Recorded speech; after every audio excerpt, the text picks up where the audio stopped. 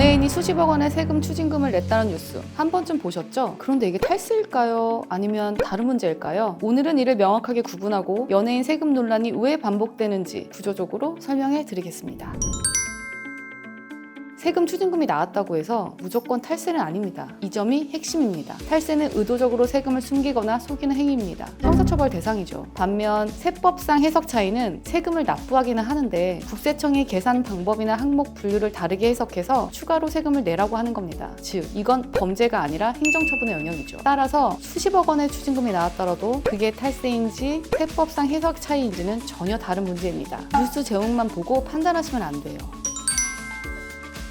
대부분의 유명 연예인들은 개인 사업자가 아니라 1인 법인을 운영합니다. 왜일까요? 개인 사업자는 소득세율이 최고 49.5%에 달합니다. 반면 법인세율은 구간에 따라 다르지만 개인보다 낮은 경우가 많습니다. 그래서 수입을 법인으로 받고 법인에서 대표 급여와 비용 처리를 통해 절세를 하는 전략을 씁니다. 이 자체는 합법입니다. 문제는 비용 처리의 범위죠. 법인 경비로 처리할 수 있는 항목과 개인 소비로 봐야 하는 항목 사이에서 해석 차이가 생기고 국세청이 이를 다르게 볼 때 추징금이 나오는 겁니다.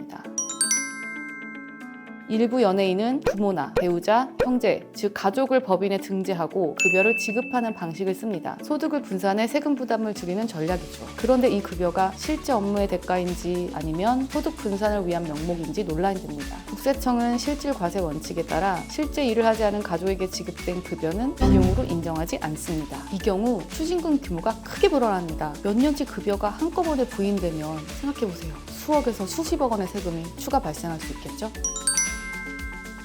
세무조사는 국세청이 납세자의 세금 신고가 적절한지 확인하는 과정입니다. 일반 조사와 특별 조사로 나누죠. 연예인에게 세무조사가 나오면 주로 고소득 사업자 대상 기획 세무조사입니다. 국세청이 특정 업종이나 고소득자를 표적으로 삼아 집중 조사하는 방식입니다. 세무조사 결과 추징금이 결정되면 납세자는 이의 신청, 심판 청구, 행정소송 등을 통해 다툴 수 있습니다. 이 과정이 수년간 이어집니다.